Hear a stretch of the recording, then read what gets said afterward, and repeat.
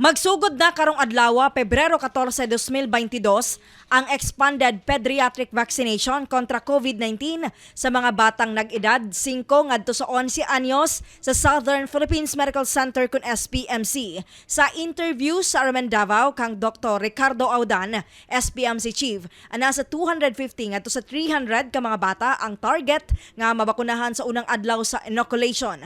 Mas ubos nga dose sa Pfizer COVID-19 vaccine ang gamiton para sa maong age group.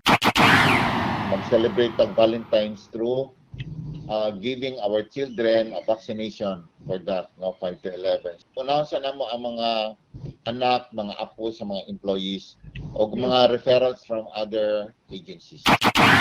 Aron masiguro usab nga ang mabakunahan anaa sa mong age bracket, kinahanglan nga adunay dala ang guardian nga birth certificate, baptismal certificate ug uban pang mga dokumento sa bata. Kung nahilakip kini sa A3pedia, ipresenta sa vaccination site ang medical certificate gikan sa ilang mga physicians o doktor. Giawhag ni Audan ang mga ginikanan nga pabakunahan ang mga bata aron protektado kini sa COVID-19. Kasama mo sa balita ug serbisyo publiko, Radyo Man Aimee Ginita, Tatak RMN.